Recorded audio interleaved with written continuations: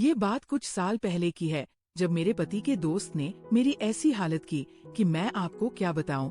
मेरे पति जॉब करने के लिए दूसरे शहर रहते थे। उनका एक दोस्त यहीं हमारे शहर में ही रहता था।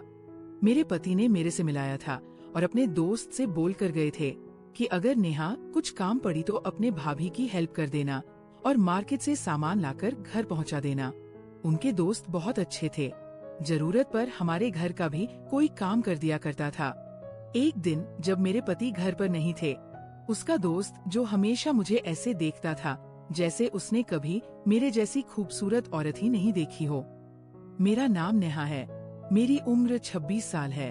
मैं आपको अपने पर बीती कहानी सुनाने जा रही हूँ। एक दिन की बात है, उसने मेरे दरवाजे पर दस्तक दी। मैं पहले ही समझ गई थी, क्योंकि उसकी नजरें हमेशा मुझ पर रहती थी। वैसे भी वह मेरे पति से ज्यादा स्मार्ट था और मेरा दिल भी उसी की तरफ झुकता था। दरवाजा खटखटाया तो मैंने पूछा, कौन है? बाहर से आवाज आई, भाभी जान। आर्यन आवाज सुनते ही मेरी दिल की धड़कन एकदम तेज हो गई। उसने पहली बार मुझे भाभी जान कहा था और उसका बोलने का कुछ अलग ही अंदाज था, जैसे वो कहकर कुछ और समझा रहा हो। मैंने फौरन दरवाजा खोल दिया।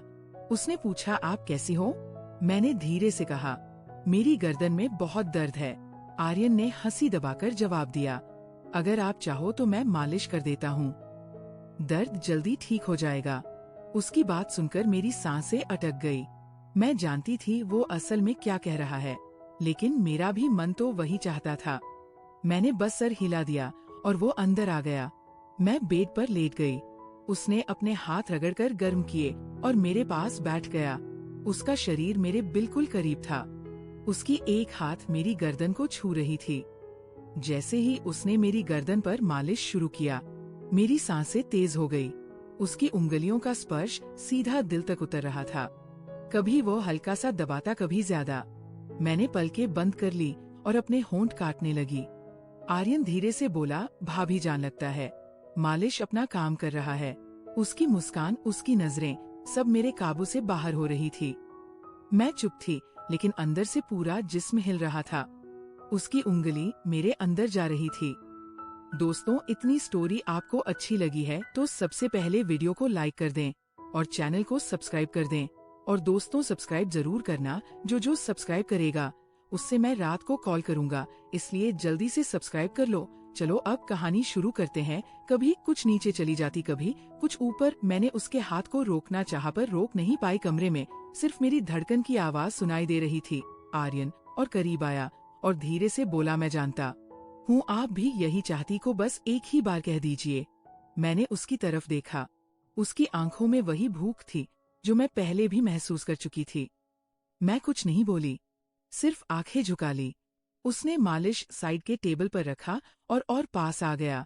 अब हम दोनों के बीच सिर्फ एक कदम की दूरी थी। मेरी उंगली उसके हाथ से जा लगी और मुझे लगा जैसे करंट लग गया हो। मैंने धीरे से कहा, आर्यन। उसने मुस्कुराते हुए जवाब दिया, बस भाभी जान, अब मैं समझ गया। कमरे की हवा गर्म हो गई। दरवाजा बंद था। पति घर पर नहीं था। मैं और आर्यन एक ऐसे मोड़ पर थे जहां से लौटना मुश्किल था। आर्यन सीधा मेरी आंखों में देखने लगा। उसकी नजरें ऐसी थी जैसे पूरा जिस्म देख रही हो। मैं चुप थी, बस होंठ काटती रही। उसने धीरे से कहा, भाभी जान, आप बोलती क्यों नहीं? आपके चेहरे पर सब लिखा है। मेरे लिए संभलना मुश्किल हो रहा था। मेरा दिल तेज धड़क रहा था। मैंने बस अपने आप को संभाला और पलटकर उसे देखने लगी। वह धीरे से करीब आया। उसके हाथ मेरी गर्दन पर रुक गए। मैं एक पल को सख्त हो गई, पर अगले ही पल मैंने अपनी आंखें बंद कर ली, जैसे मैं भी तैयार हो चुकी थी। आर्यन धीमी आवाज के साथ कहा, अभी दर्द कम करना है या और ज्यादा करना है?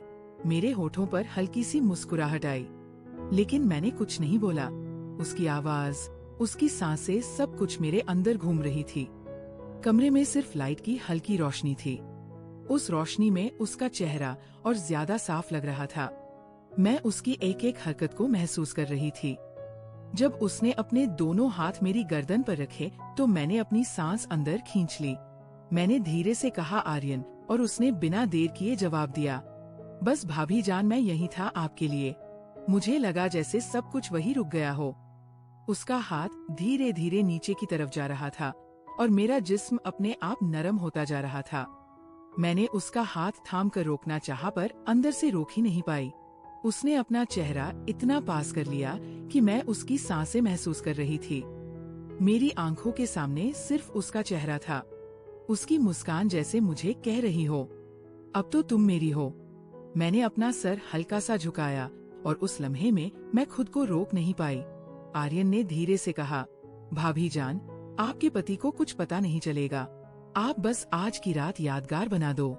मेरी उंगलियां उसके हाथ पर खींच गई और मैं बस उसी को देख रही थी। दिल में डर भी था, लेकिन उस डर से ज्यादा एक अजीब सी खुशी थी।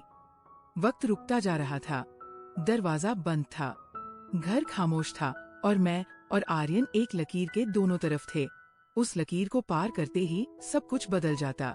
मैंने हंसी बवाकर बस इतना कहा, तुम रुकने वाले तो हो नहीं और मैं रुक जाने वाली नहीं। उसने सीधा जवाब दिया, फिर देर कैसी भाभी जान। और जैसे ही उसने मुझे अपनी तरफ खींचना शुरू किया, मेरा सारा काबू टूट गया। आर्यन ने मुझे अपनी तरफ खींच लिया। एक पल को लगा जैसे पूरा कमरा घूम गया हो। उसका सीना मेरे करीब था, उसकी सांस मेरी गर्दन को छू रही थी।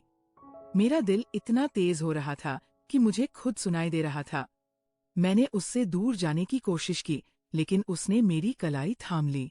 हल्की सी मुस्कान के साथ बोला, अब तो आप मुझे रोक भी नहीं सकती।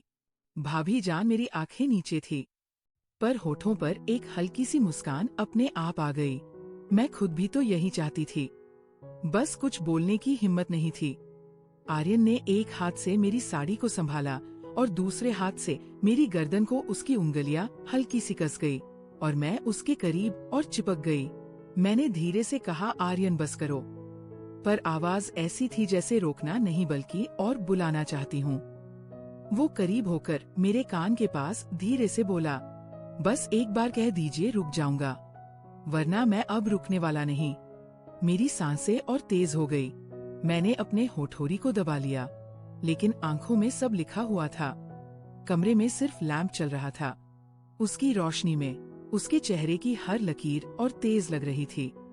उसकी नजरें मेरी आंखों से जाकर होठों पर रुक गई।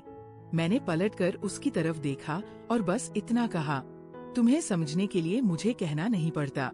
ये सुनकर आर्यन ने एक गहरी सांस ली और मुझे और पास खींच लिया। अब हमारे बीच कुछ इंच का भी फासला नहीं था। उसके हाथ मेरी गर्दन से कुछ ऊपर आ गए और मैंने पलकें बंद कर ली। उस पल मुझे लगा जैसे सब कुछ रुक गया है। दरवाजा बंद, घर खामोश और हम दोनों अकेले। पति घर पर नहीं था और मैं अपने पति के दोस्त की बाहों में थी। आर्यन ने बोला, भाभी जान, आज के बाद सब कुछ बदल जाएगा। मैंने आंखें बंद रखकर सिर्फ एक हल्की सी आवाज निकाली, जो होना है सब हो जाने दो। और अगले ही पल आर्यन ने एक कदम आगे लिया, जहाँ से लौटना मुश्किल था। आर्यन का चेहरा मेरे बिल्कुल पास था।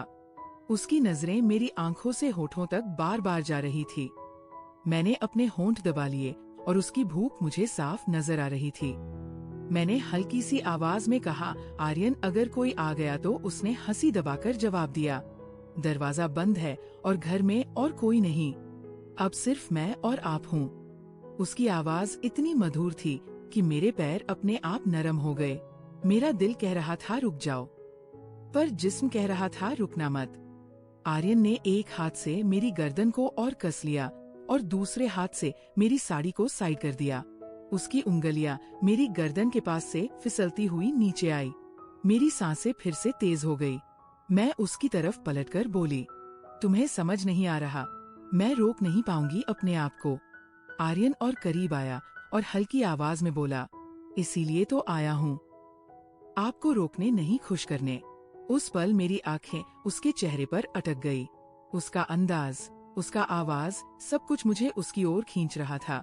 मैंने अपना हाथ उसके सीने पर रखा जैसे दूर करने के लिए, पर वो दूर नहीं हुआ बल्कि और पास आ गया। उसने मेरी कलाई पकड़ ली और अपनी दोस्तों, इतनी स्टोरी आपको अच्छी लगी है तो सबसे पहले वीडियो को लाइक करें और चैनल को सब्सक्राइब कर लें। और दोस्तों, चैनल को जरूर सब्सक्राइब करें। तरफ खींच लिया। अब हमारे बीच बिल्कुल भी फासला नहीं था। उसकी सांसें मेरी गर्दन को जला रही थी। मैंने आंखें बंद करके अपना सर उसके कंधे पर रख दिया। उसने धीरे से कहा, भाभी, अब बस आप मेरी हो। मेरी उंगली उसके हाथ के ऊपर जा रही थी। मैं कुछ नहीं कह पाई, सिर्फ उसके करीब होती चली गई। कमरे में सिर्फ एक छोटी सी रोशनी थी और उसमें हम दोनों की सांसें तेज हो रही थी। मैंने उसके कान के पास धीरे से कहा, जो करना है जल्दी करो। आर्यन ने बस इतना कहा। फिर अब कोई रुकावट नहीं और उस लम्हे से सब कुछ काबू से बाहर हो गया। उस रात के उस पल में लग रहा था जैसे वक्त रुक सा गया हो। आर्यन का हाथ मेरी गर्दन से फिसलकर मेरी पीठ तक आ गया। उसकी उंगलियों का वो हल्का सा स्पर्श भी मेरी सांसों को हिला रहा था। मैंने उसकी तरफ देखते हुए धीरे से कहा, आर्यन, तुम्हें अंदाजा है ना? अगर किसी ने देख लिया तो उसने सीधे मेरी आंखों में देखकर जवाब दिया, भाभी, जिसकी नजर आपकी तरफ उठेगी उससे पहले मैं उसकी आग को निकाल दूंगा। अभी सिर्फ आप और मैं, बाकी दुनिया भाड़ा में मेरी हालत ऐसी थी कि मैं ना रोक पा रही थी और ना ही हाँ कह पा रही थी। उसकी नजरें मेरी आंखों में थी। आर्यन ने अपनी उंगली मेरे होठों पर रखी और बोला, अब कुछ मत बोलो, बस महसूस करो। मेरे दिल की धड़कन इतनी तेज थी जैसे दिल कभी भी फट जाएगा। मैं उसके इतने करीब थी कि उसकी सांसें मेरी सांसों को छू रही थी।